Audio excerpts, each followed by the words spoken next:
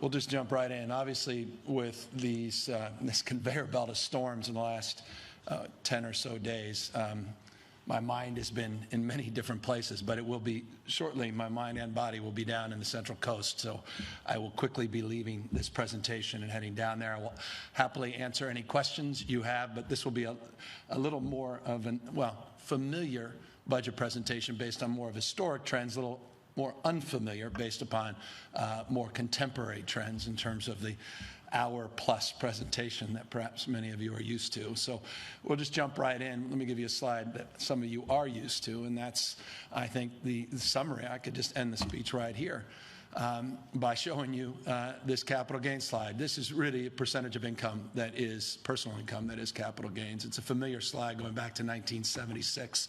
You can see the peak in terms of that percentage of capital gains of personal income coming in about 10.3% in 2000. This year, we're projecting that in half of where it was comparatively at 5.52%. We should look at that historically. It's averaged about 5.18%, and it was 9.75 last year. So it's an EKG, and that sums up California's tax structure. It sums up the boom-bust as it relates to the revenue picture. And it's not only familiar to you, it was deeply familiar to us in terms of searing consciousness when we put together the budget last year. You may recall that we sent out a very consistent message, particularly as it related to things that were done outside the budget with the legislature.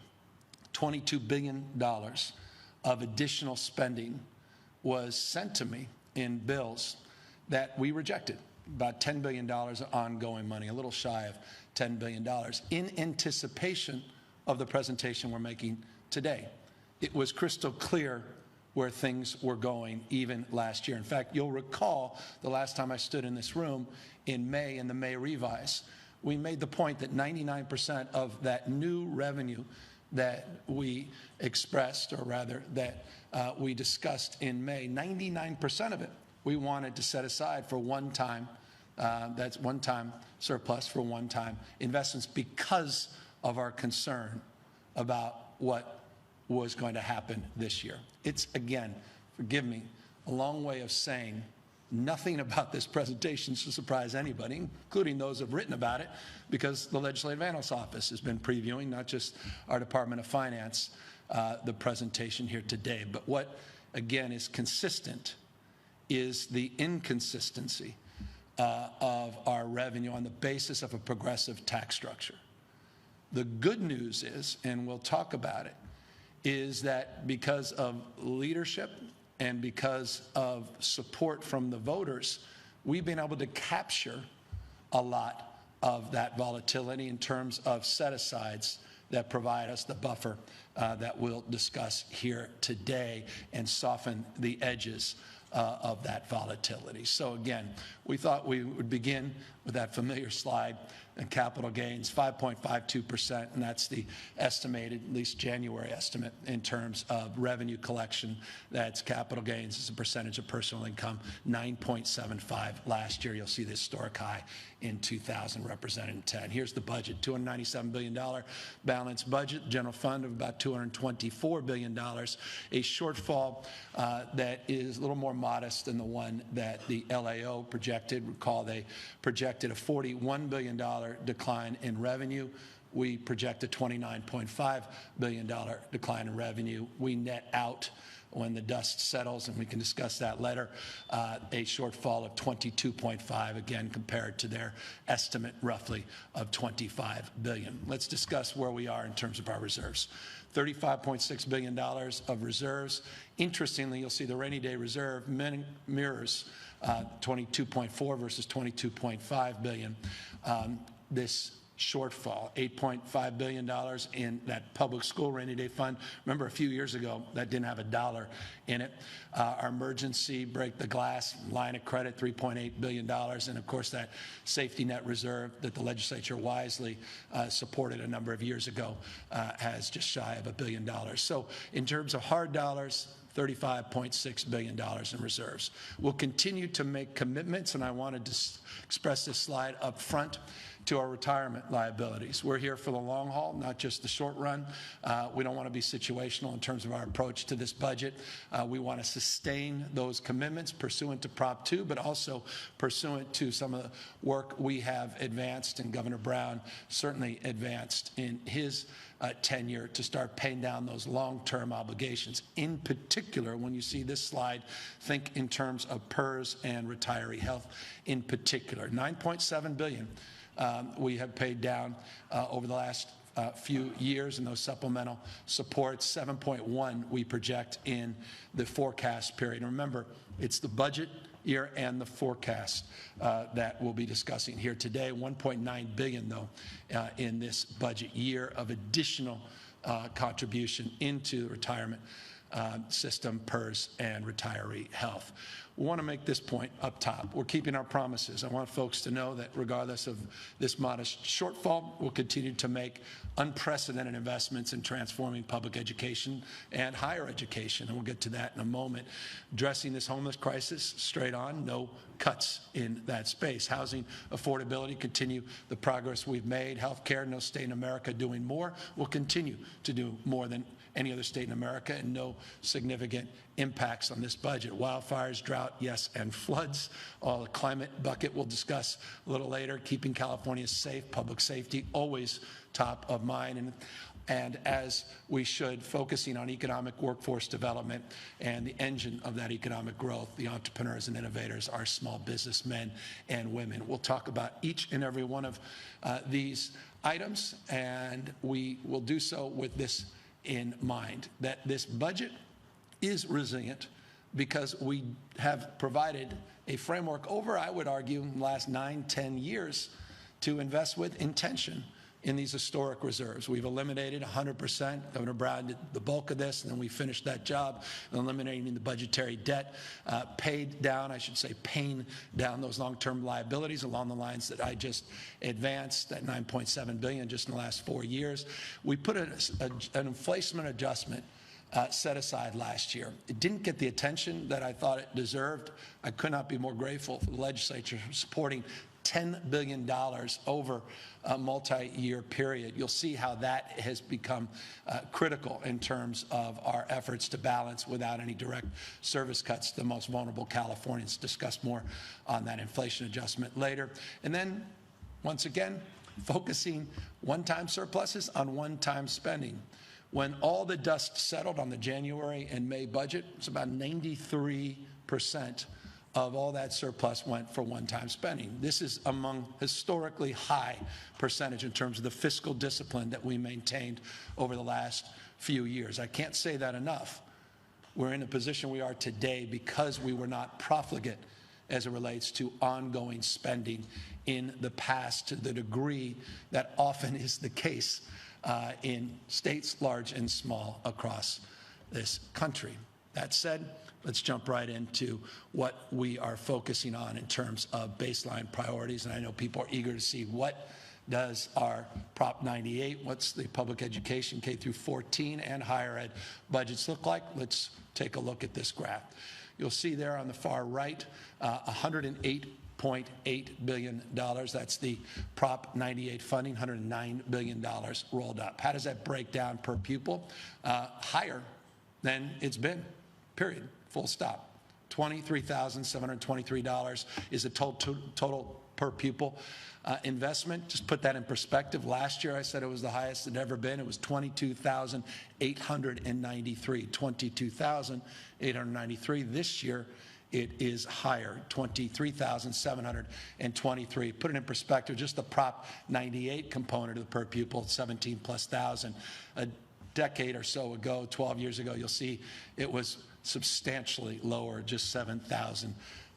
So we have seen significant increase in per pupil investments, and this year an even bigger number than you've seen last year. The COLA under the local control funding formula, 8.13. That's a number I never expected to see. I'm very proud that we were able to prioritize this COLA through LCFF. Goes deep to our values, and it's an expression of our commitment to equity. Last year, put it in perspective, it was about, well, it wasn't about, I think it was 6.56%. So significantly larger COLA this year.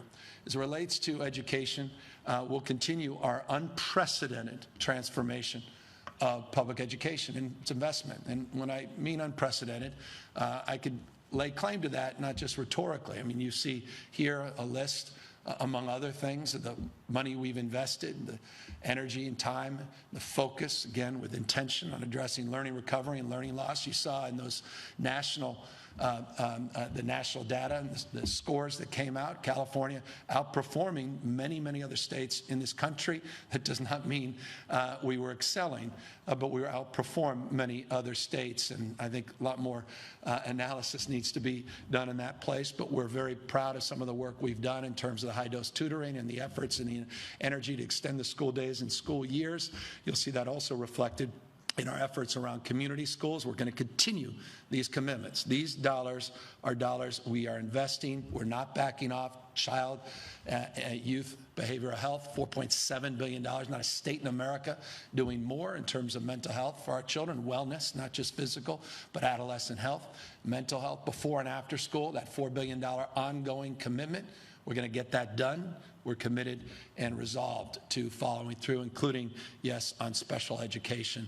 And I'm very proud of the early work we've done. We're not, by any stretch of the imagination, where we need to be, but we're not backing off in terms of accelerating these priorities in terms of our efforts to transform our public education system. I will include a list of other items here. I don't have to go through every single one of them, but I will highlight two of them in particular, and that is this equity multiplier. We made a commitment with leaders in the Assembly and the Senate, led by the great work that former Assemblymember Weber and now current member Weber is doing in terms of equity, and we're committing additional $300 million in this year's budget to advance that commitment and that partnership. We're looking forward to working with the legislature on the details around that. You can see, and I'll extend perhaps a few more comments than I suggested, the universal TK. We're not backing away from that $3 billion full commitment over the course of the next number of years, $1.2 billion ongoing in that space. The universal school meals. Again, no one does what we do. How important will that be, in particular, if we move into a mild recession, a more severe recession?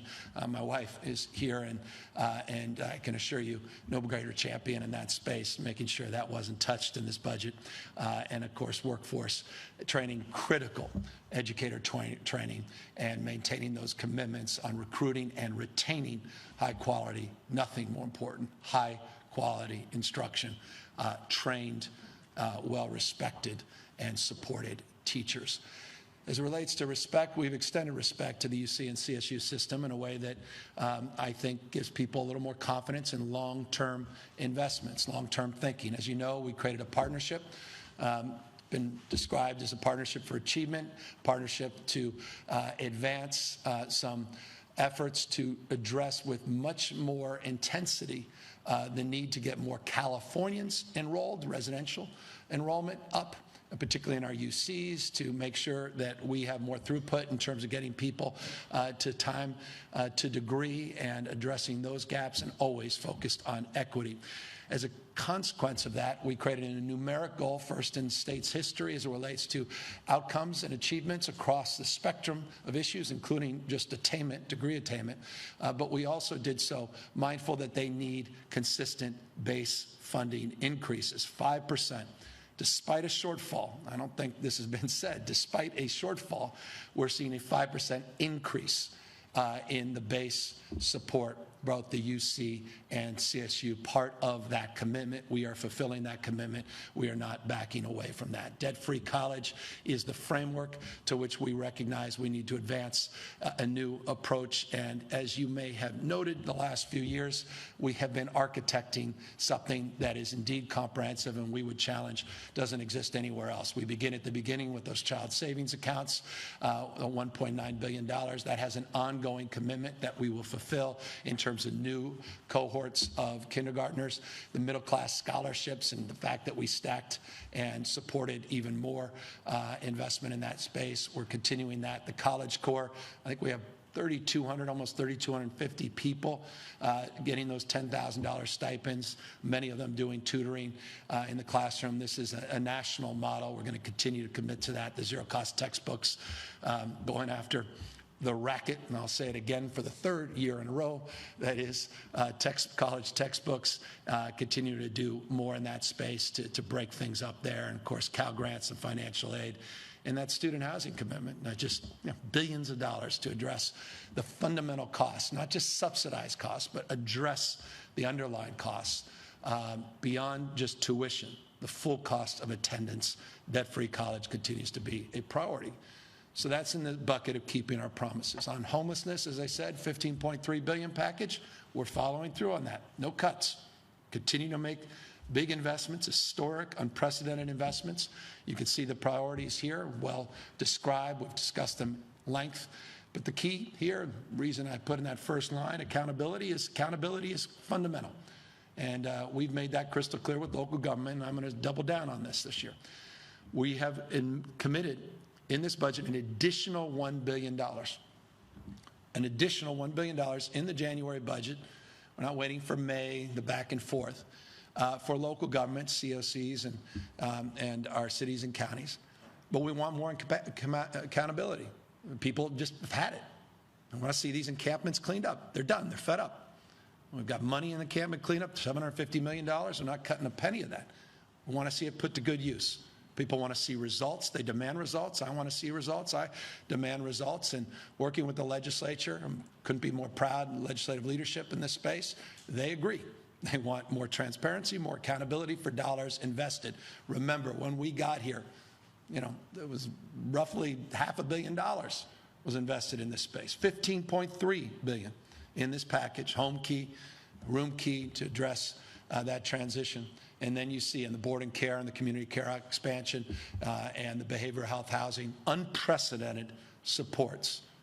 More accountability, more transparency is what we require now, not request in return. Housing affordability is foundational. Obviously, in many ways it could be, it could have been the slide presented before the housing slide, or rather homeless slide, but you can just get a sense of the investments. $3 billion since 2019, $30 billion that is, $30 billion in housing programs. Just wanted to give people a sense of what the state invests in this space. But the key investment is on streamlining. And I think this is something that is important to highlight, because this Housing Accountability Unit is proving to be extraordinarily valuable. We created it a few years ago. It didn't exist before. The unit is out there reading Planning Commission meetings and notes and minutes of those meetings and City Council meetings. Take a look at what HCD, our housing department, has been doing in terms of sending letters and being crystal clear on our expectations in terms of not just zoning, but building housing at all income levels, just affordable, workforce, as well as market rate. In order to advance that and help it, just in the last few years, I've had the privilege working with the legislature to sign 20 housing-related CEQA reform bills. And last year, we had some significant wins, significant, even by historic terms, significant wins in terms of regulatory and zoning reform. So we really want to continue to advance those efforts as we advance our goal, and we now have that numeric RENA goal. Look up RENA later, discuss it in Q&A, 2.5 million units, new statewide goal, and 1 million, again, affordable. That's the numeric, that's the target, and we'll continue to advance these efforts. There's a modest impact in the total housing budget of $350 million. We can discuss that in the Q&A. I'll have our team come up, discuss it, particularly on the home buying side. And with interest rates and what's going on, we think that's an appropriate augmentation for the moment. Keeping our promises, including increasing access to health care, includes that. And again, no state in America, no one comes close to what we have done and what we are committed to doing. Let's be more specific on those commitments. $10.7 billion. We're not touching it. And that commitment to CalAIM, the integration of our approach to physical and brain health, the focus on wellness, the focus on investing in health as opposed to treating your sickness, that continues, that unprecedented multi-year effort, and that's why we put that on top and highlighted it. I want to put it in perspective. I mentioned that $4.7 billion for adolescent mental health, unprecedented in the country. Take a look, $8+ billion now just across the spectrum in terms of our mental health supports. It's important to highlight. Everyone highlights the problem. We are highlighting today what we have been doing and the work that needs to be done as we implement and advance these investments in a way where we're focused on accountability and equity and making sure that we reimagine and restructure the system. CalAIM connects deeply to that. You see here the universal coverage, regardless of immigration status. We're all in. We're committed. We're not touching that. We're going to get that done. Expanding middle-class tax subsidies, been a big priority for us. Appreciate the Biden administration prioritizing it as well. Care Court, I have it in there. That's the full implementation investment. That's in our multi-year. We're not touching that. Reproductive health, we're looking for an additional $200 million, trying to get an 1115 waiver. Not trying. We're in a very good place to do so, working with the Biden administration for an additional $200 million on top of what we've done last year. And you'll continue to see more work and some announcements that I'm looking forward to making very shortly as it relates to the next iteration of CalRx, which is basically California competing with Big Pharma. We're doing it on insulin, that $100 million investment, but we also will be doing it in other areas, and we'll be announcing those very shortly. Wildfires, drought, and flood, the climate package more broadly, I'll talk about in a moment, but let me break down specifically. People, I'm sure, want to know specific around wildfires and drought. Are you cutting? No. $2.7 billion, roughly. Let me be more precise. Modestly. It was 2.8 rounded up. It's 2.7 rounded down this year. Same priorities. There was some dollars we swept up, but it is consistent with the prioritization of the last two budget cycles, an unprecedented investment in forest management, vegetation management, and work around fuel breaks and community hardening and science-based managing, new technologies, new tools. Very, very significant increase in our efforts to make sure that last year was not anomalous in terms of being a relatively mild wildfire season, but we're prepared for next year. As it relates to being prepared, water and drought, 3 years of drought. We're not out of the drought. We can talk more about that. Here are investments. They're very consistent. It was 8.7, it's 8.6. Again, sweeping up some modest shifts. So that priority of funding that we work with the legislature, which is equivalent to going out and campaigning on a bond that takes years of political support, working with the legislature, we just put those dollars up, getting those dollars out there, and getting those dollars to use, including immediate drought support, which 40 days ago was top of mind. Right now, what's top of mind is flood investments. And I understand situationally that, as I said, I'll be off after this down in the Central Coast, continuing to make sure that we navigate what appears to be now a series of additional storms that we will have to tackle in the next few days. Just want to put in perspective what we have tackled in terms of projects, not just promotions, but $1.3 billion has been invested in flood investments since 2019. I noted with a press conference 2 days ago, $738 million over the last 2 years that helped leverage $2.4 billion from the federal government. That's not part of this slide. That's separate and above. We again can separate that, discuss that later. But I want to give folks the totality, a sense of what the state alone is doing, and that includes, by the way, $202 million of new investments in the January budget as it relates to delta levees and urban flood risk strategies. As it relates to, again, keeping this state safe, not just from floods, but from all kinds of myriad of issues, and continuing on property, not just violent crime, mitigation and reduction. I'll remind you, we rolled out a public safety plan with the Attorney General. We rolled that plan out all across the state. We did 3 specific events, $758 million invested in that space. That includes these task forces with California Highway Patrol on retail theft. It includes a lot of good work that's been done across the spectrum, working with local and regional law enforcement as well as our federal law enforcement. Victim services, we've increased investments, $65 million alone in officer wellness and training, which we're really proud of. I want to thank our law enforcement officers and all the stress they've been under as well. Wellness and training foundational in terms of advancing those partnerships. We're going to continue the investments in the nonprofit security grants, mindful of the challenges, the hate crimes that continue to be persistent across this country and in the state. And yes, combating fentanyl. And I want to just briefly talk about the new investments we're making in this space. $97 million of additional investments beyond what we have been doing. And these are investments above and beyond the investments that are not on this slide, that include 113 National Guards men and women. And again, this hasn't been well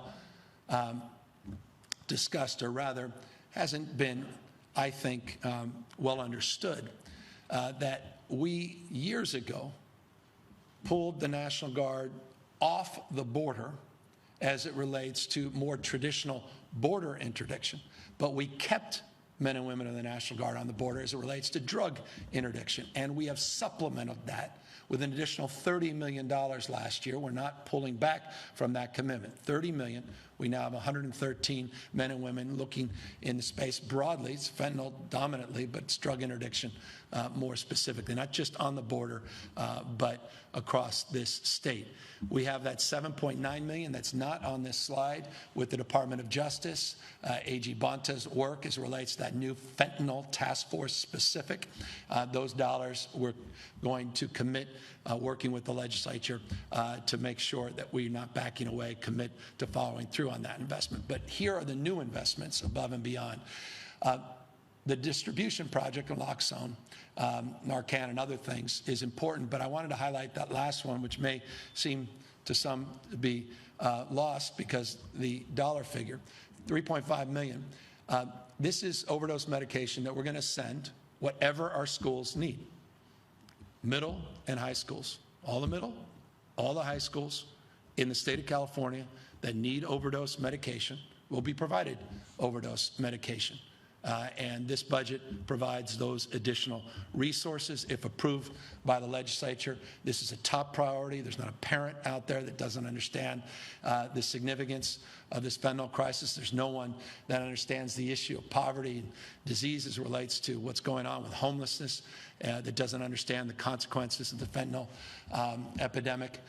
So we're looking at it from an enforcement perspective, and have been, and stacking on top of that our well-established harm reduction strategies around medical-assisted treatment, and, of course, these specific new targeted investments, including in our middle and high schools. Relates to keeping our promises. We also want to maintain our investments in economic and workforce development, small businesses, and here's a highlight just of some of the things we've been doing and will continue to do. I included, by the way, child care on here and workforce. Can't have an economic development strategy without a workforce development strategy. Can't have a workforce development strategy without a child care strategy. And so that $2 billion commitment, that's 200,000 child care slots. We're not going to back away from that multi-year commitment. We made great progress in the last couple of years advancing those slots. Interestingly, though, we haven't trued up all the slots that were available last year. So we have a little bit of a gap, and our team, Joe and others, can explain some of the funding criteria. We're not going to pull back any of the total funding, but there's some timing on the funding out of the nature of a true-up as it relates to getting people into these high-quality care environments. Workforce development substantially stays the same. To be fully transparent, it's about $110 million of investments that we felt under the circumstances weren't as important as it relates to the shortfall, but $2.1 billion remains. The small business grant release, by the way, I think it's 320,000 businesses have gotten an average of $11,000 of grants, not loans, grants. 320,000 small businesses. We still have money in that program for those that are eligible. We're in our 9th round of distribution, and that's reflected in that $4.2 billion. That's also for small venue grants as well, not just more traditional brick and mortar businesses and live events. You'll see the film tax credits. We're going to commit and continue those investments. Cal competes. We're going to compete as we do with the world we invented. Now competing against us, we've got to compete as it relates to that tax credit program. We're going to commit that $120 million going forward in there, in that bucket. And you can see some highlights of some of the things that we think have paid great dividends. Our travel and tourism investments, the ROI on that has been significant. By the way, there's numerics to bear that up, independent analysis of the success of that program. And we've got a great team partnership with the hospitality industry, and that's part of our larger economic development strategy, as is equity as it relates to connecting dots.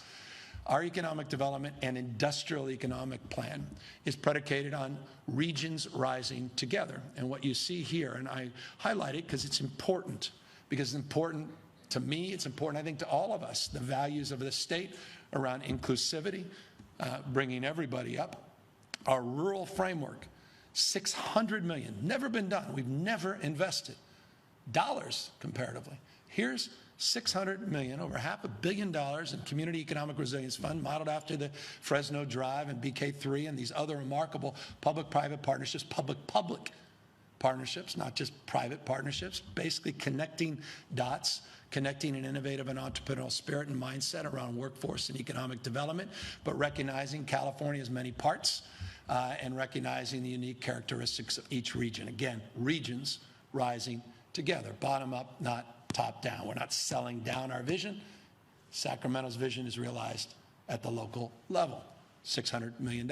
Also, we put $300 million in a local sustainability fund. This is for folks that are concerned about, as you transition to a low-carbon green growth future, as we move away from the past in terms of the old industrial mindset around exclusively a fossil fuel energy framework, now to a more sustainable energy framework and a mix.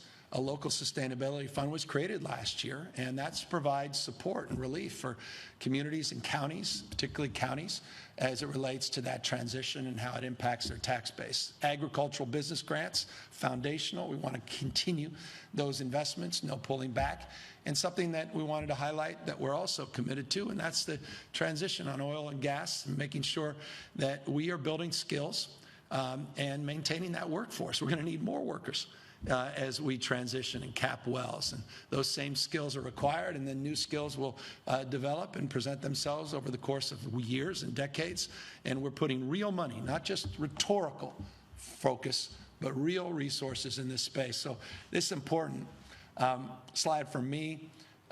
We worked hard on this, and I can't be more proud of our partners throughout California and Bakersfield and Fresno, and the mayors there have been so instrumental and helpful, and so many county leaders, and of course our state senators and assembly members that have helped advance and guide these efforts. Look, here's the question I know you all came to understand.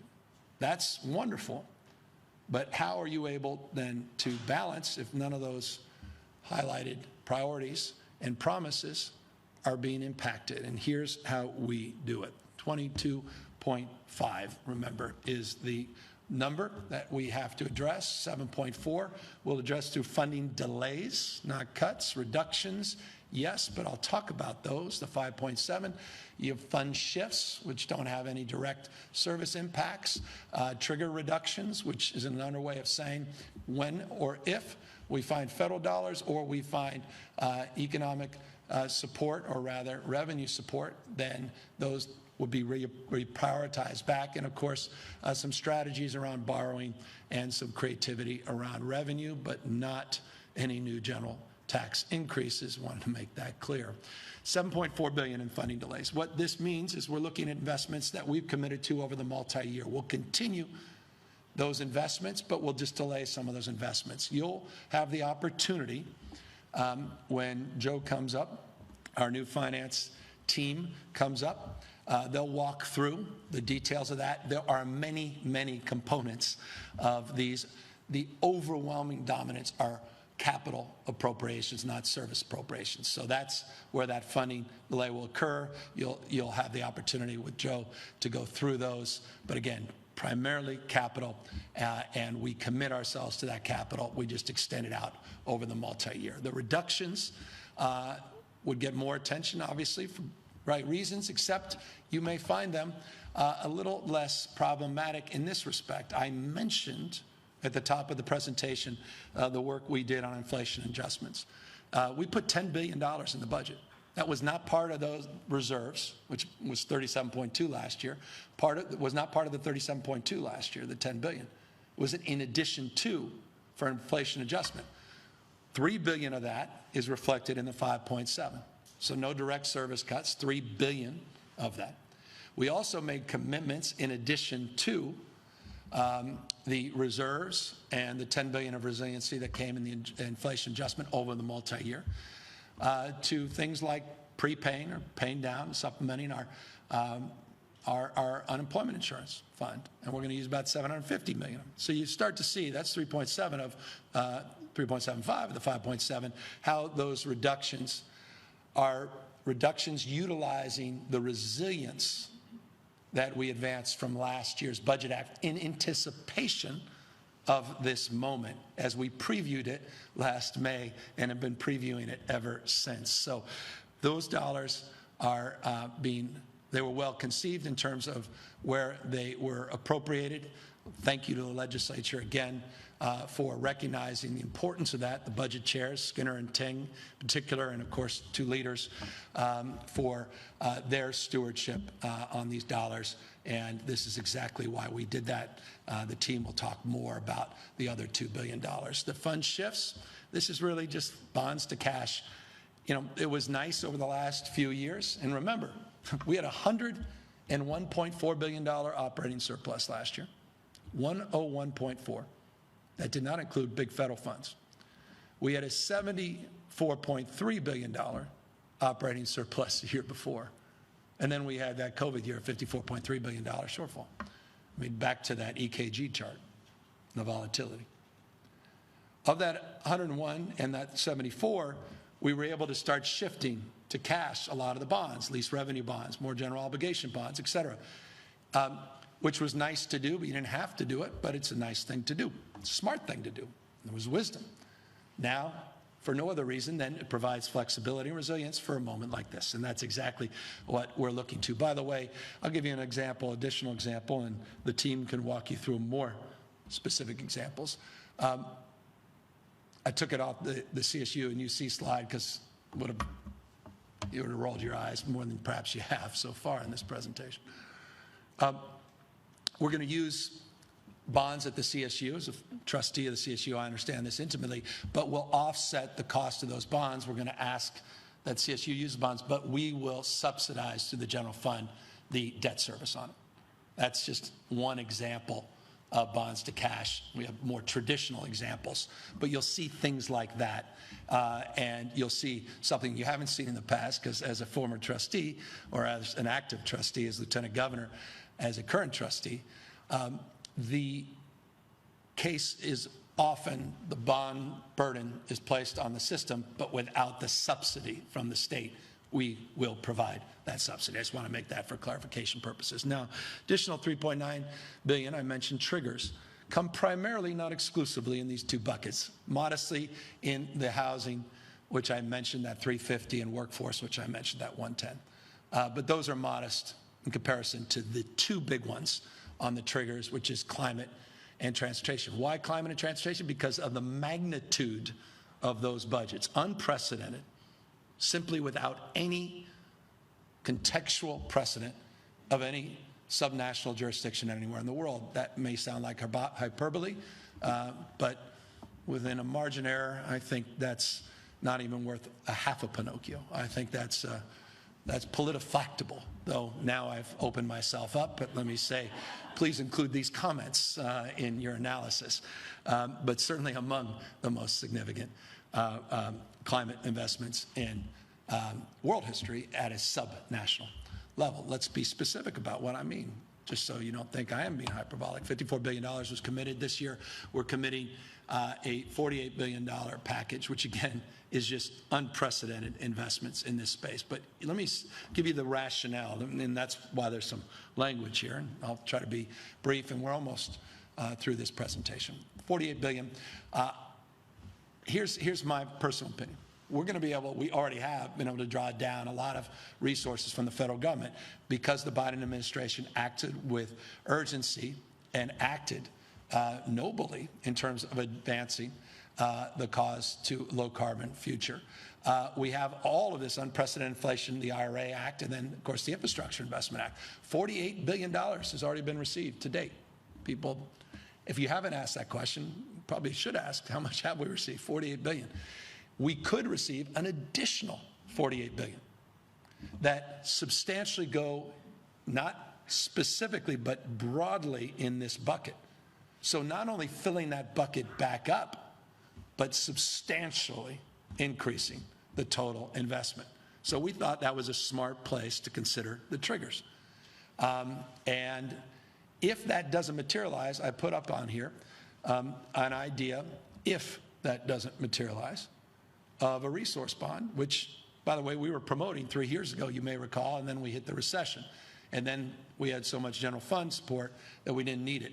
But our commitment is firm in terms of our efforts, and we want to reinforce that without creating any stress that I know people have around any changes in multi-year appropriations. Accordingly, transportation, let's take a look. $15 billion of past investments, about a $2.2 billion augmentation here. But similarly, we're going to receive $40 billion just in the funding formula, $40 billion. We didn't know this would happen. And it was up to, respectfully, the Republican Party. None of this would have happened. Not a dollar would have come our way if Kevin McCarthy had his way. $40 billion we received. By the way, he's one of the biggest beneficiaries of that in his district. I hope he considers that. We also may receive an additional $15 billion when we get into competitive funding. We brought in my former colleague, your mayors, Antonio Villaraigosa and others. He's been doing a wonderful job. We're going aggressively, whole team of folks going after these dollars, working the halls of Congress, and no greater partners than Nancy Pelosi and others, and we're confident we're going to see a substantial amount of those $15 billion. I want to see all of it as it relates to moving beyond the formula funding to the competitive frame on these investments. So those are the two big ones. The final two are on borrowing revenue. I mentioned borrowing, and the borrowing's not about borrowing from you. It's around loans from special funds, something that I know the Assembly put out in their budget package. We provide, I think it's $850 million. Joe will correct me on any of what I've said. In just as an example, one line item on some of the special funds. And then we are bringing back something very familiar to everybody around here. We had it for years and years and years, the MCO tax, well embraced by industry, private, public sector. Feds, we're working with the federal government again on the MCO. That's this year in the fiscal year. Joe, again, correct me, I think it's $316 million in the fiscal year, gets up to about $2 billion in ongoing benefit. But for the purposes of this year, the $1.2 billion in solutions, it's a more modest $316 million because of a timing issue, $2+ billion, and it's potentially $2+ billion, and we'll be talking a lot more about that, already have been with legislative leaders going forward. And going forward, final slide. I'm mindful we need to be more efficient. We need to do what you're doing, what we're doing in our own household, and that's be more efficient. Those 5% government efficiencies, we're not walking away from that. We continue to press the pedal on that and continue to make hundreds of millions of dollars of investments so your tax dollars are being used more efficiently. We're continuing to evaluate all our office space, reconfiguring office space, looking at what telework means as it relates to potential cost savings and more output, more productivity. That's the framework. Better utilization of your tax dollars, including, by the way, reducing travel costs, which continues to be a priority for us. Not everybody has to show up in Orlando, particularly. We can zoom in. And Office of Digital Innovation, I just want to let folks know we stood that up. And that's around, Amy Tong's team more broadly in GovOps and Office of Digital Information more specifically. It's around all those efficiencies. And I'm really excited as we turn the page from hopefully pandemic and plague and, wildfires, drought, past floods. We'll get under the hood on some of these big IT projects. And that includes, by the way, the work we continue to do at the DMV. And know this, in just a matter of months, we're finally going to have those digital wallets where you can get your driver's license on a digital wallet. And we're going to do it like no other state has done it. And there's only a few that have, but there's issues. Ours, we think, will be the next level. We're so excited about what the DMV can look like. And progress has been made there the last few years. With humility, I say that, pending, whatever new analysis of some of the challenges. And speaking of challenges, just because it's important, and Joe, forgive me, but I think it was 314 or 313.4, 314.3, I'm dyslexic after all, of investments over the next 3 years in EDD Next. We're not backing away from that, quite the contrary. The transformation of EDD continues, and that's fraud. That also, by the way, is disability insurance, not just the EDD more broadly. I'm not going to cast aspersions about what we inherited, but I will say this. I am not going to allow whoever is up here in 4 years to have the system that we've been struggling with in the last few years. We've got to modernize. We've got to fix that. So that's around government efficiencies. Those are government solutions. Not $1 closing from the rainy day reserve. Why? I don't need to tell you what you already know. Some of you more intimately. If you've been trying to buy a house, interest rates are 6.5%.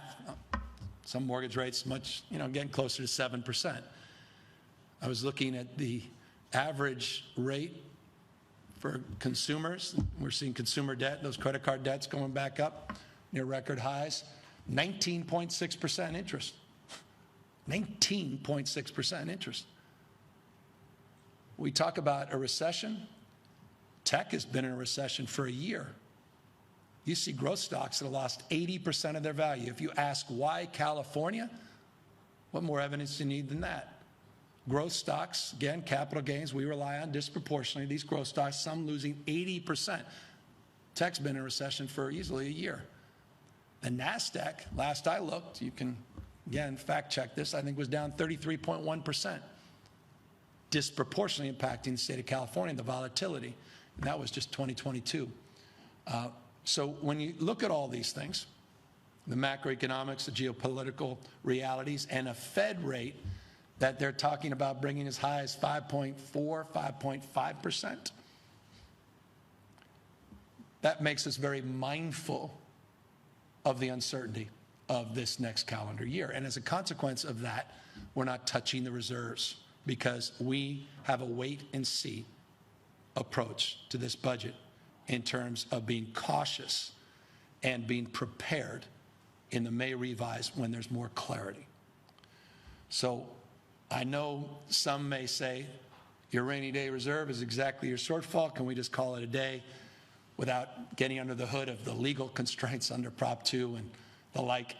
That, I think, can mislead people into a false sense of where we are. We're in a very volatile moment, perhaps a moment, at least in my lifetime, that my, at least adulthood, I've never been in, and few of us have ever experienced, of uncertainty as it relates to our revenue picture and our structural realities as it relates to California's progressive tax system and our constraints in terms of how we break the glass and utilize our reserves. So that's the overview.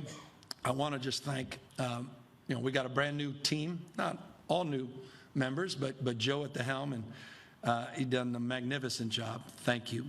Our new finance team, and thank you for all the hard work. It's been a little more challenging for different reasons as well. We'll leave it at that. Over the course of the holidays, I know everybody enjoys their holidays. We're all working on this budget. Not that we don't enjoy it. We're blessed. So happy. No, I actually do love it, so I'm being sincere at least. And I know how important it is. I mean, we say this all the time. These numbers are a reflection of our values, what we care about, who we care about. And I hope you'll see in final words, and we'll open up to questions. And as I say, I'll answer your questions, but Joe and the team could fill in more blanks than we typically do as I head down to Central Coast. But I'm really, I'm just very thankful for the partnership with the legislature. There's a sense that I think people are so prone to old narratives around profligate ways and Democrats managing budgets.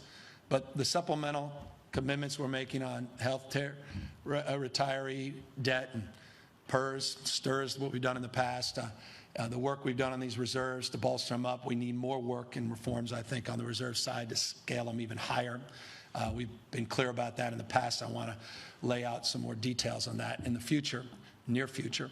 But I think the work that's been done and the sort of ethic of consciousness that Governor Brown in particular brought back to our budgeting process has allowed us over the last 10 years to be in a position that gives me some confidence that even in a mild recession, $20 to $40 billion additional hit to revenues, that we can weather it and protect the most vulnerable Californians.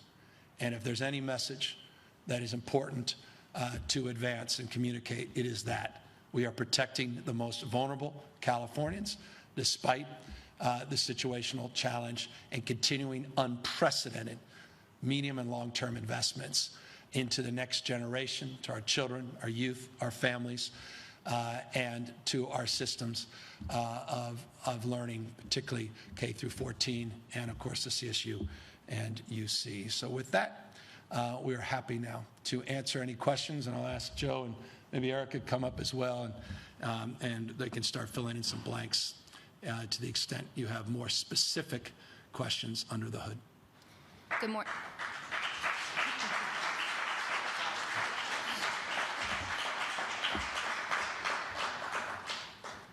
Good morning, Governor. Nicole Nixon with CAP Radio. This projected budget shortfall means that full implementation will be delayed for many of your priorities, like universal pre-kindergarten. And the economic future is uncertain, as you know. The Legislative Analyst's Office is still projecting budget shortfalls into the next year. Are you willing to make any promises at this point about full implementation for things like transitional kindergarten, health care for undocumented workers, or other priorities? Or maybe to ask that another way, what would you really like to see through before you leave office 4 years from now? Well, we're not touching those programs. So I appreciate the concern expressed in your question, but I want to just be crystal clear. It's an inaccurate frame. TK is not being impacted, nor is universal health care. So on the two specific points that you offer, full speed ahead. And to your question, thankfully, and I appreciate the question, the broader question, they are priorities. They are principles and values that we campaigned on, that I campaigned on my reelection to supporting, and things that we recognize are multi-year investments. And we're here to make sure we follow through and get them done.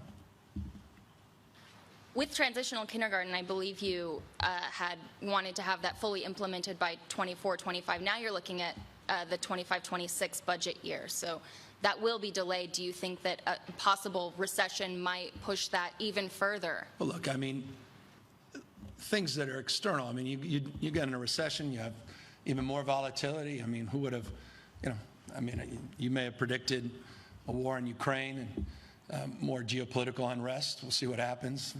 from that perspective and the contours in Asia and elsewhere, and a Fed policy that obviously is having a disproportionate impact, and we're seeing here first those impacts on revenue and volatility. So all those things are hypotheticals. I don't mean to be dismissive about them, but priorities are priorities, and you try to work to advance them. And I think what you've seen, and I hope you've seen it laid out in the slide deck in the presentation, is what we're not touching and what we're not backing away from. Even if some things, and I'm going to have the team clarify on the TK, because I think we're on track. But even if some things are modestly delayed, they're not denied. And I think that's important. And frankly, just as an example, some things are delayed without any external force, meaning they're delayed on the basis of workforce challenges. They're delayed on the basis of zoning and regulatory challenges, certain things that are out of the control even of the state as it relates to local decision making. You see that in childcare often. Last year we had 20,000+ slots, I believe, and not all of them were filled up. It takes time, and sometimes that creates a framework of some modest delays, but the commitment and the resolve, the direction is maintained. Thank you.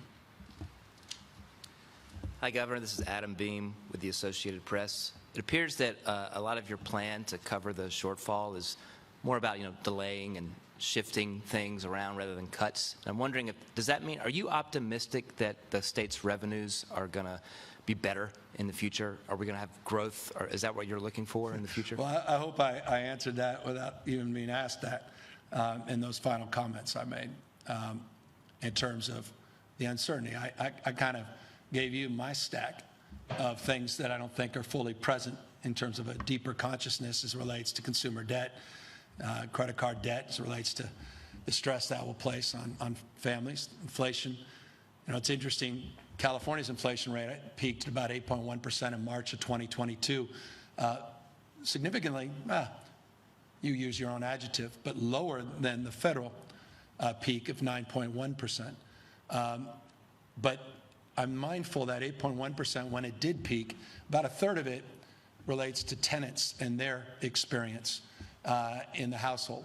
And I'm worried about that experience, that expression, as it relates to consumer debt, interest rate pressures across the spectrum, not least of which, again, Fed rates and the impacts that will have on volatility. So yes, we're mindful of all that, and that's exactly why we're presenting this January budget with a fluid mindset, a flexible mindset, that we're going to know more in May, and not touching the reserves yet as a way to offset that anxiety that we were too quick to trigger easier solutions, and we reduce the prospect that we'll have those opportunities in May. So I think this strikes the right balance of flexibility in an uncertain environment. And what was your thinking on how you came to these decisions on how to cover this shortfall? I'm thinking in particular about the reductions that there are. There's some in climate spending, and there's also the as you mentioned, the $750 million for the unemployment trust fund, which I think businesses might gripe about. So how did you come to those? What was your thinking about choosing those areas? I know there's no good decisions to be made. And I appreciate that. The magnitude of the climate. I mean, I think we started at 49 and we said, my gosh, this is the most significant climate budget, and then it actually kept stacking and growing. But what helped, and I think those two slides really bear it out, is the federal funds. When we were putting those budgets together, transportation and on climate,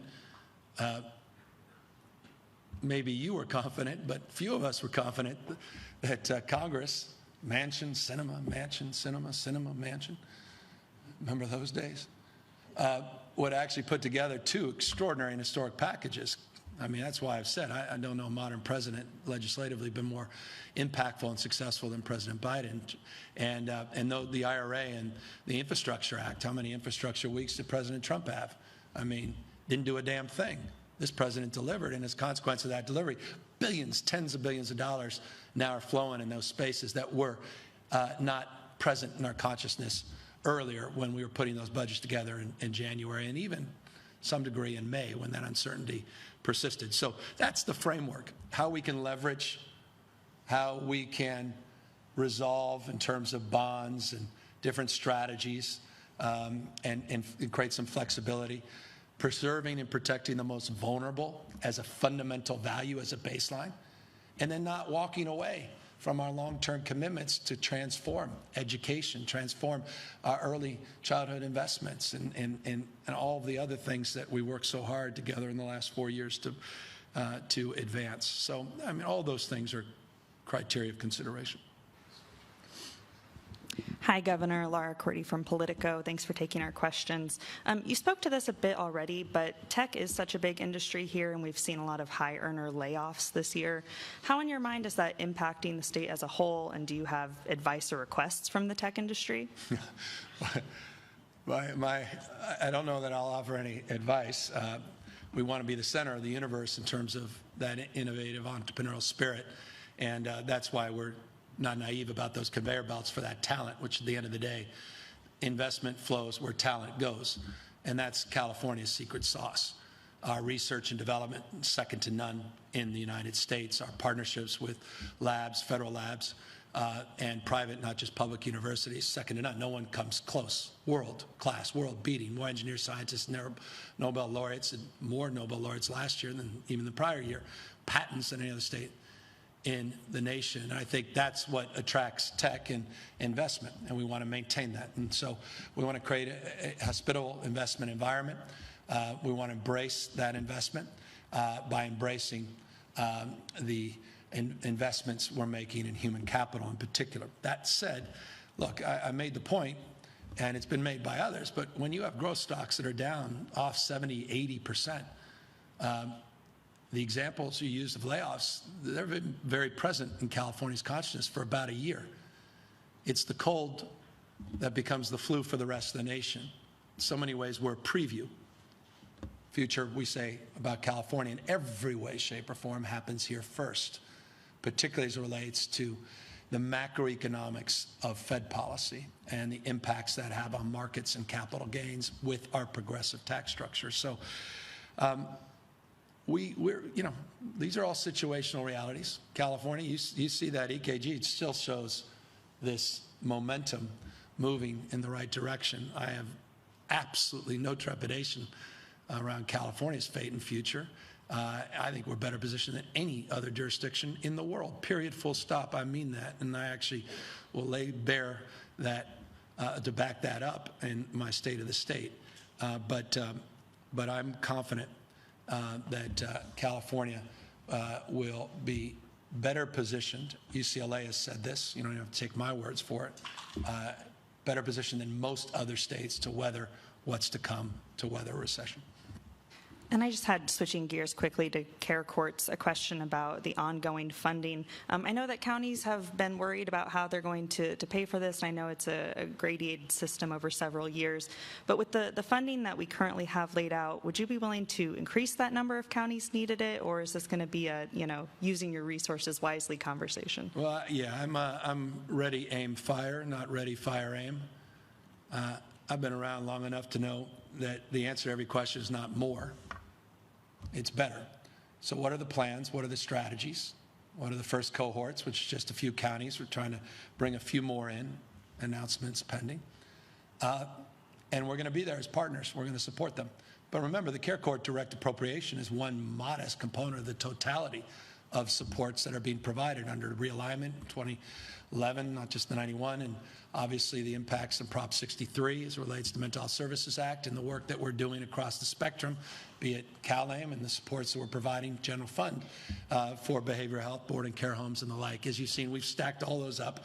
You can look at our care court plan and you can see all of those funding sources in totality, including court funding, separate and above. And so all of that are component parts. What I don't envision, I'm going to keep a positive frame, is the defeatist attitude, well, we just can't do it, we're entering a recession. We're creative, and we have to be mindful that this is the top priority for the vast majority of Californians, at least a plurality of Californians, understandably so. Get people that need help off the street. People are dying on the streets all across this state.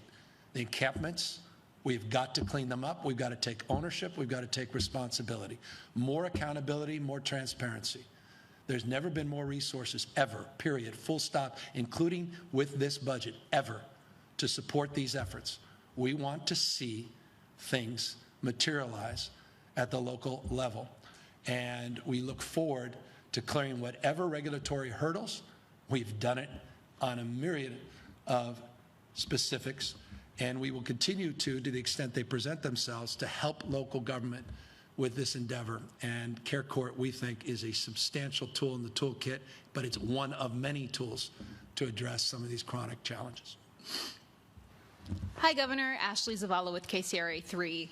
I just want to get a sense of, in what scenario would you consider tapping into reserves? I mean, would it take a recession? I know you just spoke about the optimism of the state's growth, but I mean, and what would a recession do to this budget, essentially? Well, we've been modeling it. It's an old familiar slide, and somebody was, I didn't want to show it again because I've shown it every presentation. It's that $20 to $40 billion estimate that finance loves to use. And it's a very broad estimate what a recession, a mild recession, may bring in terms of revenue declines. I'll remind you, just to give you the volatility of perspectives, it's all point in time.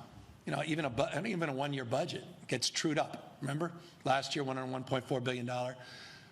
But by the time that 101.4, we already knew it was substantially lower. So you kind of have to look at these as blends, as averages over the course of time, because this all gets trued back up. That's why the LAO suggested at the time wasn't incompetence, quite the contrary. Their estimate was, and by the way, we'll update our estimates shortly as well, a $41 billion revenue impact with their estimate where we would end up today. Ours today is about 29.5. They suggested a deficit is a little more modest, modestly higher, that is. Ours is a little more modest, a little lower. But this will change. I mean, arguably already changed since we went to print. It's the nature of the day-to-day volatility. But we know what we know when we know it, and that's when we get these withholding data for taxpayers. I should note that the PIT, which is the personal income tax, was down about $25.4 billion from the 2022 Budget Act. Corporate taxes were down $3.8 billion from the 2022 Act, and sales tax was down about $2.5 from the 2022 Budget Act in terms of what we projected. Gives you a sense. Those are the big three. And that gives you a sense, again, that was where we were just a few months ago, gives you a sense of the volatility going forward. So that's at 20 to 40 billion. And when that presents itself, then we go through a vetting process. I can assure you, this is not unfamiliar territory to me. Remember, I was mayor for a couple terms during a recession when the state was raiding county money. I think we sued the Schwarzenegger administration. Don't get any ideas. And you work through these things. This is the nature. And, we had that $54.3 billion shortfall in the depths of the pandemic. And we, kept the lights on, and we kept our focus, we kept our bearings, and we kept investing in the most vulnerable Californians. And I think that's the approach to the extent I know we're working through hypotheticals. If things are worst, what? It gives you a sense, a playbook of sorts of what you can expect. But, I highlighted those top 7 or 8 things for a reason, because they express what I have expressed to the people of California as priorities: homelessness and housing, education, public safety, getting these streets clean. These things I'm going to hold dear and hold strong, and work with the legislature that I think broadly shares those values to preserve. On another topic, but sort of similar, earlier in December, you said that the state had spent about $1 billion at the southern border over the last 3 years, that the state was not in a position going forward to continue doing that. Does that still hold true? Does that money completely stop? Has there been any assurances from the federal government they will help? We've had, I couldn't, well, let me back up. It is true, the state of California has absorbed about $1 billion. It depends. We've appropriated a little over $1 billion, actually. Not spent yet, but appropriated. includes the fiscal year moving in over the course of the next few months. We're not anticipating that we can, in this budget, absorb those costs going forward. Now, here's 2 points that are important to make. One is we don't believe, in some respects, it's necessary, and in this respect in particular, that we have some very intensive, highly medically focused sites that we stood up during the peak of the pandemic, where we did something. Someone needs to tell that guy Sean Hannity, who's out there saying we never test anyone comes over the border. I mean, these guys make stuff up. We were testing people coming over the border, and we were vaccinating people coming over the border. I was hearing them last night just go off. We have to get that off my watch list. But it's important to know what they just make up. So we were testing people. These are what they call TVRC sites, these testing vaccination resource centers. And so those are very intensive. They're medically focused. As we move past the most acute parts of this pandemic, we don't think we have to be at that level of intensity. So we're already looking to phase those out. And then we would look to stack a framework of focus on the most vulnerable. So there's a different spend. There's a different strategy. That said, even in that strategy, there's concerns around a post-Title 42 world. Now we have to recalibrate as it relates to the proposal on parole that the president just made over the weekend and assess what that means or does not mean in terms of our burdens coming across the border. We have had, to your question around the Biden administration, some remarkably good conversations. And I say remarkably because there's renewed energy and focus in this space, demonstrably so with the president's visit to the border and his own announcement prior to that visit and his current time in Mexico, that give me confidence in the partnership moving forward and resources presenting themselves anew. So the budget lays out less intensive investment, but under the criteria of those 2 points of consideration. We don't need to be as intensive on the medical vaccination and testing side, and we anticipate federal support. Mr. Governor, good morning. Thanks for taking the time. Eitan Wallace here with Nexstar Media California stations. So we'll see you again in May for this, for the updated budget. Now, in a sense, between now and then, what are you most optimistic and hopeful about as it pertains to the economy, and what are you most concerned about?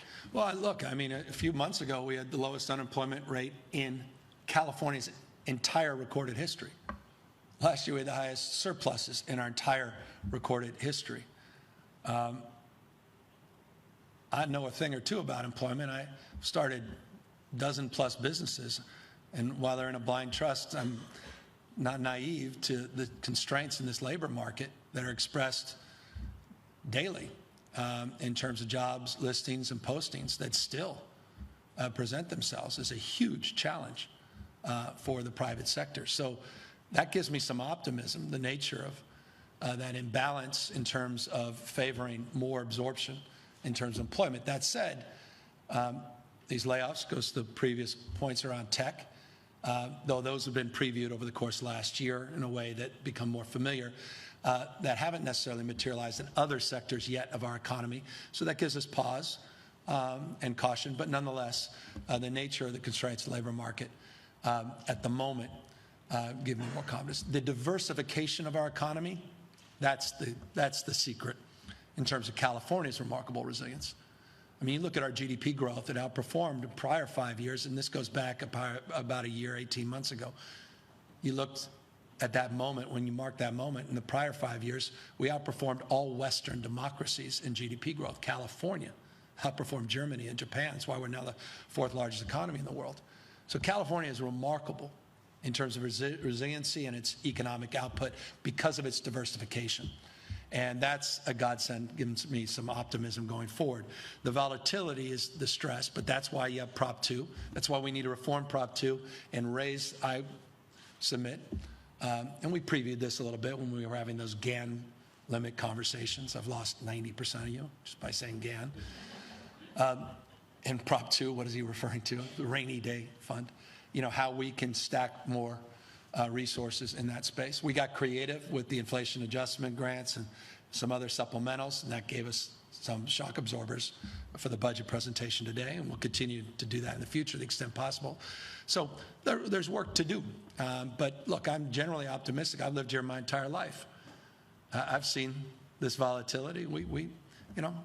This state has remarkable capacity to recover, and when we do, there's no greater force of economic output than California.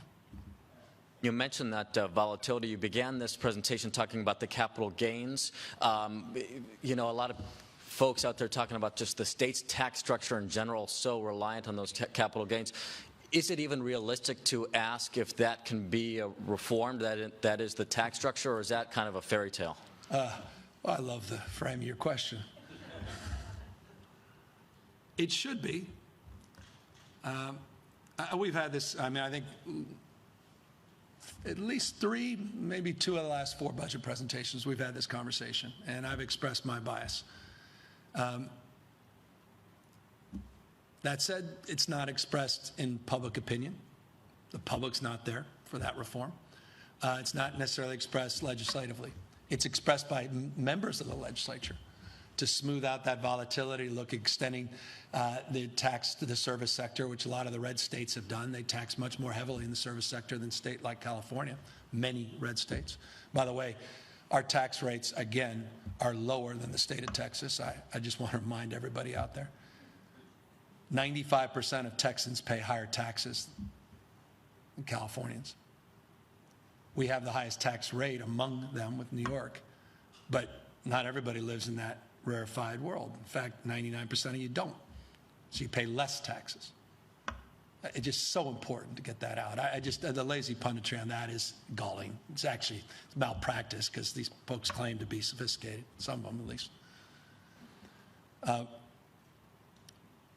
So you'd have to change that, and it would require a consensus, and I had all the intention of doing this in the world. I'm not abandoning it, and worked very closely then with more information than perhaps you want, and we can talk offline, and forgive everybody that's tuning out because I'm tuning into this conversation.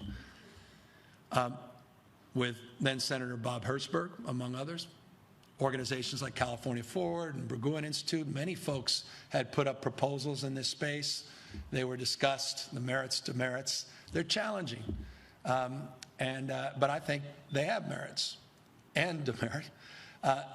In the absence of that, what we are doing well, and this was the purpose of Proposition 2, is capturing, it's not dissimilar to what we'll be doing with our 2040 water plan, capturing the extremes, extreme stormwater, extreme revenue, capturing it and setting it aside.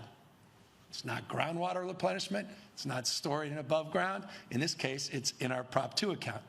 It's in our safety accounts. It's in those other categories. It's the supplemental appropriations. It's, again, using cash instead of bonds. It's finding those supplements as it relates to the UI and gives us flexibility year to year if we need to tack.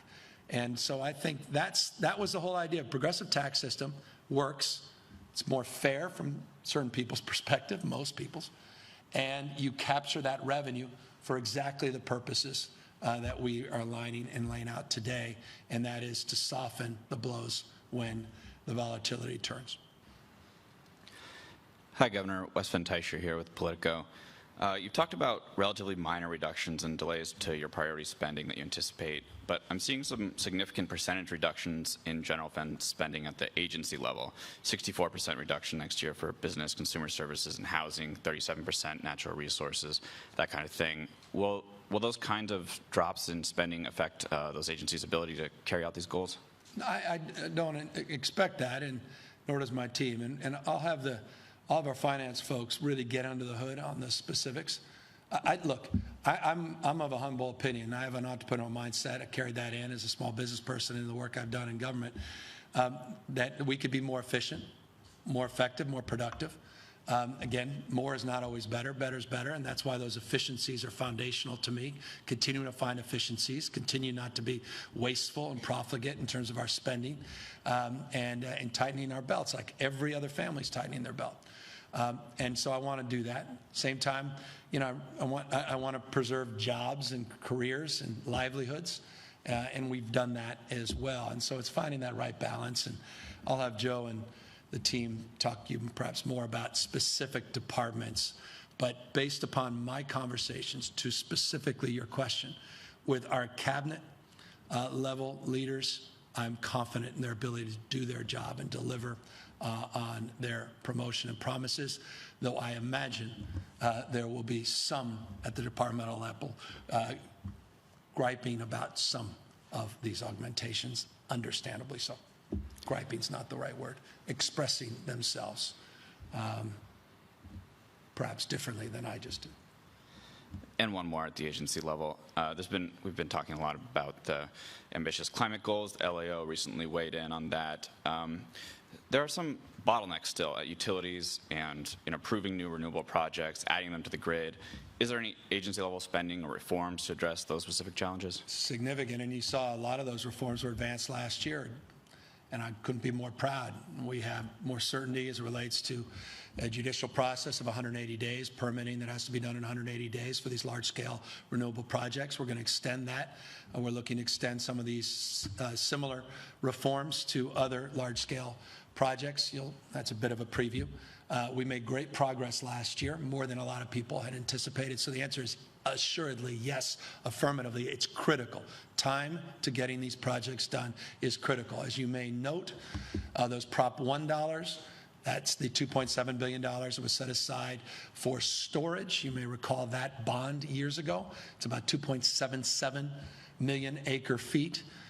There are 7 projects, 4 below, 3 above ground. One of them is sites. We put strike teams on all of these projects in order to move these projects along.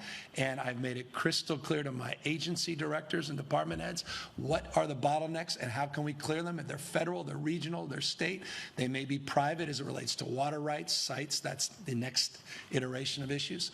We need to know, and we'll be crystal clear in terms of our desire to work with the legislature to clear those roadblocks, because we've got to wake up to the realities of climate change, to your point, as it relates to energy, as it relates to our infrastructure, floods, droughts, conveyance, the whole process that we have created, emphasis process, is creating paralysis and creating problems as a consequence. And we have a responsibility to fix that. Progress was made last year. Yes, I assure you, more progress will be made in the ensuing years. Hi, Governor. This is Ty with Bloomberg Industry Group. I just had a question. There's been a lot of turmoil in the cryptocurrency market last year, and as a result... I'm sorry, in the which markets? The cryptocurrency market. Okay. And, you know, as a result, a sense of urgency. I'm gonna bring Gail up and talk about the triple currency market. This is where you know your limitations. But keep going. Forgive me, sir. Yes, and because of that, you know, kind of a sense of urgency among some to put in, you know, guardrails or regulations on that market.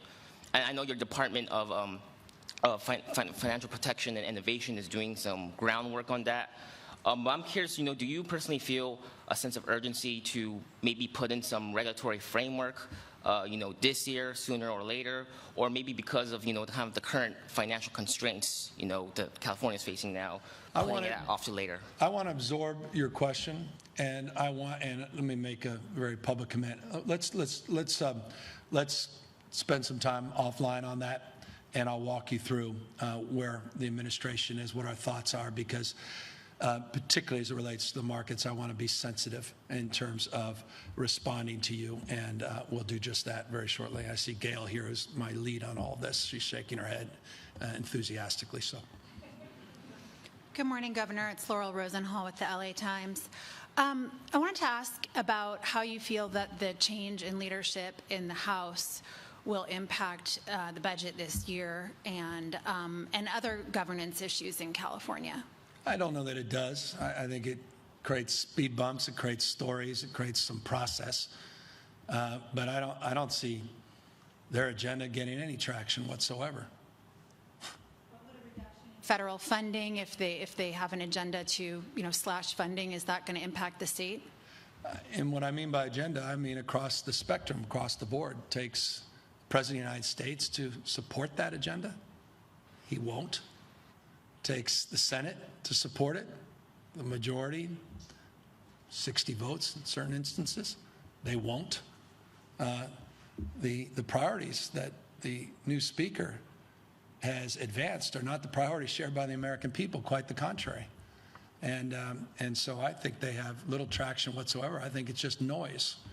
It may have traction on certain networks, but I don't think it will have any meaningful impact. Now, that said, they're not just a speed bump in terms of process and storytelling, but they can be a roadblock in terms of progress we otherwise would be along the lines of what we have experienced the last 2 years.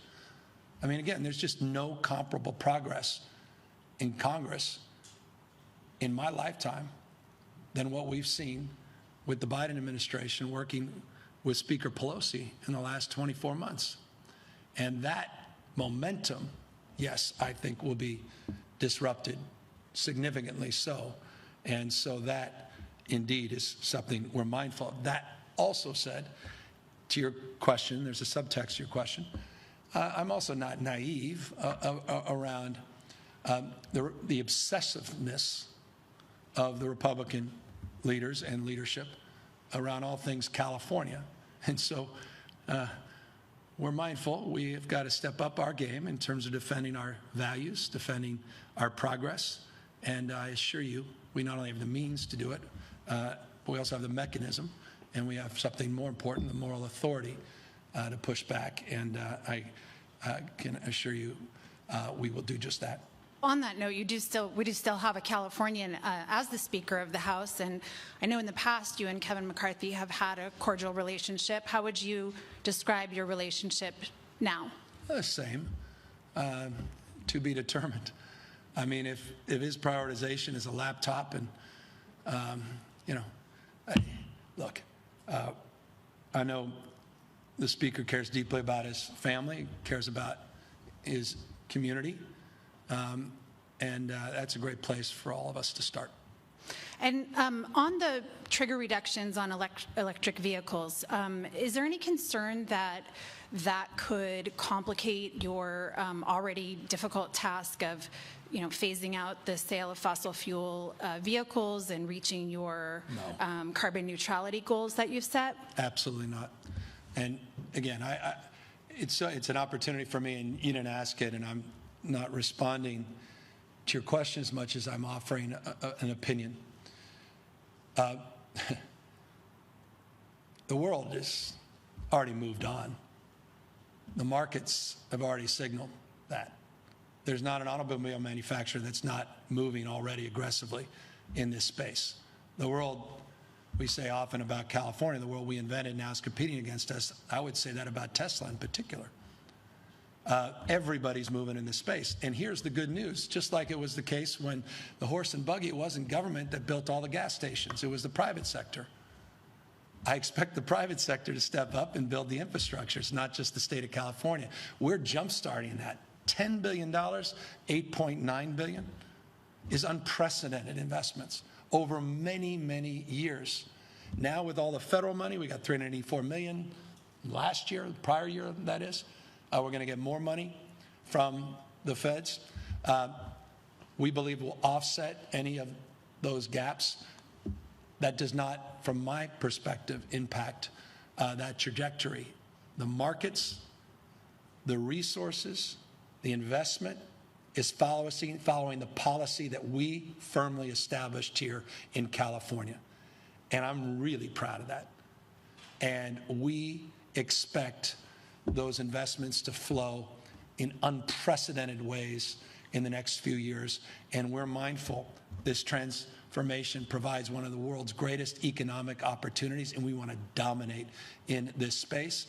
That $8.9 billion is a dominant foothold in terms of expressing our market bias, and we will see extraordinary sums of private sector money moving in behind it. Hi, good morning, Governor. Lindsay Holden from the Sacramento Bee. In your budget, you talk about conditioning eligibility for homelessness grants and programs on state housing law compliance. I'm curious if are you referring to RENA goals? Are you talking about state zoning laws? Can you be more specific? Housing element, all the above. Look, guys, forgive me. You continue to do what you've done, you'll get what you got. And what I mean by that is, you know, we set all these rules and regulations, but a lot of folks test that. They don't see necessarily consequences. And, you know, you may be stuck with me 4 years, I hope. And there's just going to have to be consequences for bad behavior as it relates to not performing on the most critical and essential element of the job that local government needs to do, and that's addressing the issue of affordability in housing and homelessness. And they're linked, they're connected. Got to build more housing. We've done 20 secret reform bills. Last year's housing package was second to none. All the tax credits and investments that we put in over the course of the last few years, all the money we're putting in on homelessness housing, it's now about accountability. It's about driving those reforms and being transparent. You can't keep saying no. And we made that clear, not just in Huntington Beach, we made that clear even in San Francisco. I'll make that clear wherever it takes us. We're not trying to, it's not because we don't love the folks down there. We love those communities. But I love this state, and the state of the state is not as strong as it could be because it's not affordable. It's the issue that defines more other issues than any other issue. So these things are linked. Yes, accountability, more transparency. We want to see performance at the local level. Again, the state of California, our vision is realized locally. And I've said this, and I'll say it again, localism is determinative. And we want to hold folks to a higher level of accountability while reaching not just a closed fist, but an open hand of support, the likes of which they've never had with any previous administration at the same time. Along those lines, you also mentioned pursuing legislation to change HAP program spending priorities. Can you talk specifically about how, you know, different jurisdictions will be able to maintain their flexibility to respond to the homelessness crisis while also falling in line with your accountability?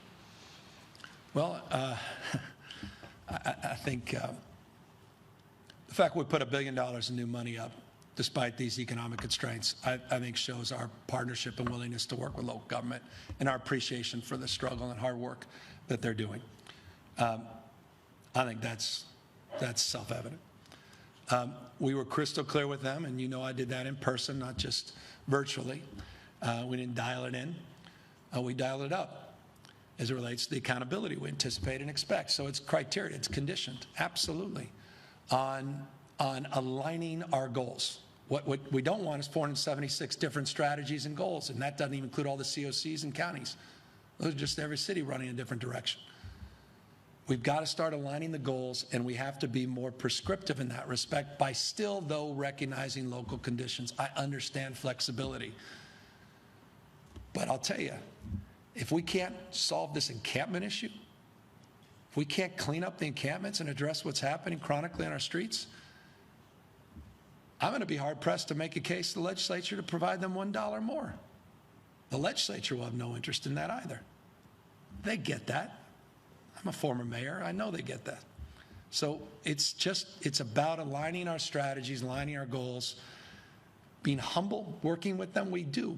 We're very close. I mean, we decided, my deputy chief of staff this morning was talking to the big 13 mayors on this topic this morning, aligning our goals and strategies. And I'm grateful to them because I know the hard work that they've done, and I hope they appreciate that we need to dial things up, and we're doing just that. And I assure you, I'm not going to back off my resolve to see more accountability across the spectrum. It is not an indictment, across the spectrum, at the state level, local level, regional, yes, and federal level. Okay, just be clear. So you're going to be asking for legislation to put that accountability into law? Correct. Okay. And by the way, I don't even know that I have to ask. The legislature is on top of this. I couldn't be more pleased with their leaders, the leadership. I don't want to call out names. May not like it, but there are a few key legislative leaders that are lighting me up, saying, "I'm it. Don't talk to my colleagues. I want to run that legislation." Hi, Governor. Maggie Yanks with the Sacramento Bee. Thanks for taking our questions. I've got another one regarding homelessness. I know in this budget you set aside another $1 billion for this pressing issue, but in your conversations with local leaders and advocates, I'm sure you've heard that they say a lack of ongoing commitment is making it difficult for them to scale up their initiatives and whatnot without knowing. I'm exhausted by that. I just am. I can't. I'm going to hear that. We're going to hear that for 20 more years. You can ask that 20 more times, 20 more. I just am done. $15.3 billion we provided. We've shown resolve and commitment. We've been here for the long haul.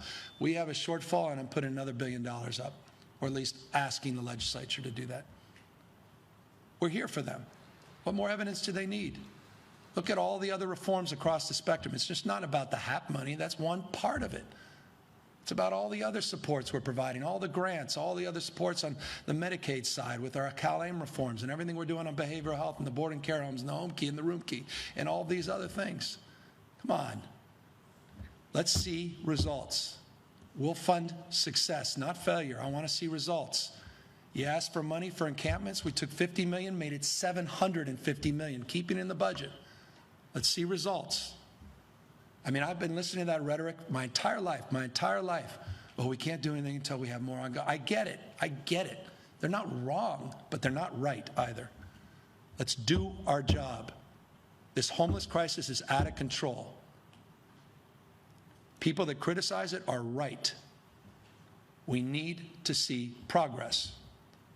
And that means we have to have a higher level of accountability. And that's what we're going to do with this budget. We're not just going to hand out another $1 billion of brand new discretionary money unless it aligns with our goals and we see real progress. Forgive me, but this is life and death. People are dying on the streets in the name of compassion and these stale arguments. I've been hearing them my entire life. Unprecedented support. I want to see unprecedented progress. So just a quick follow-up. Do you see any possibility of, there being an ongoing commitment anytime? There is. Prop 63. Look at the work that we're doing in terms of there's all kinds of ongoing funding. I mean, when I was mayor, there wasn't a dollar that came from the state. Not a penny. You know what? I never once complained. I honestly didn't even know I should complain. Honestly, it was my job as a county supervisor and as a county mayor. That was our consciousness. I mean it. I mean, sure, we blamed Reagan or something because that was what we did when we were naive and young. At a certain point, they say, well, we need as a right zone. We need this. We need something like room key. We created it. Well, we need something home. Okay, we need more care. We need to loosen things up. Laura's law is not good enough, so we need some care court. That was an extraordinary effort that we delivered. At a certain point, stop making point, and let's make progress. Thank you.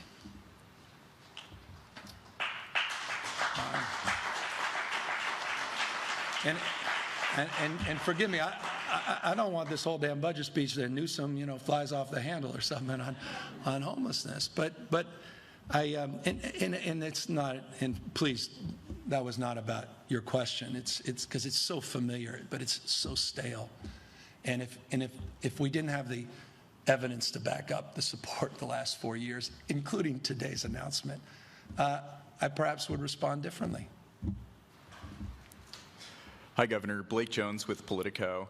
As you noted, the state has not been able to fill the expanded child care slots that it's been funding since 2021. Yeah. Yet, even with trimmed back funding, you're still in this budget going to upkeep expanded child care funding for $2 billion.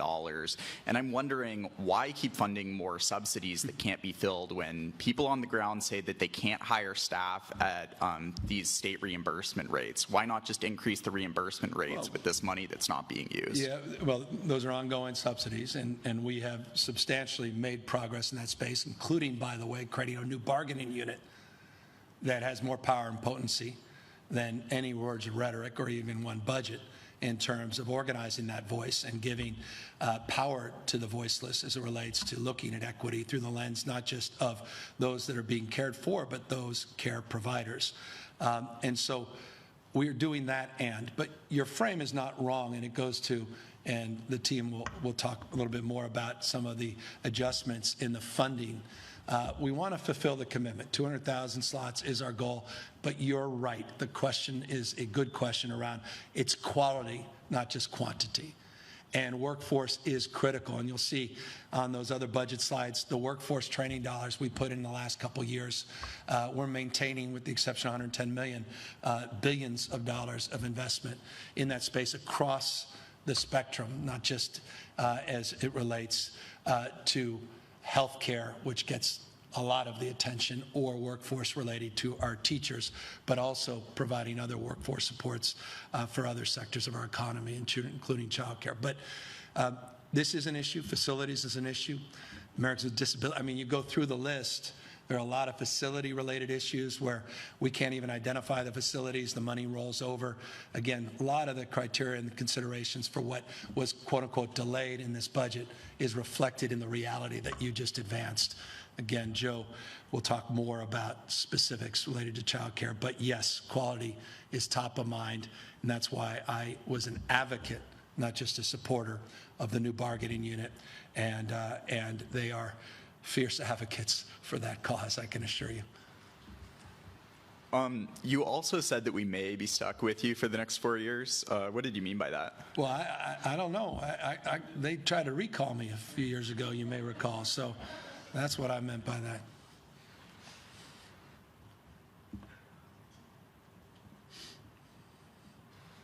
That's the last of our questions right now. There's no certainty in this business.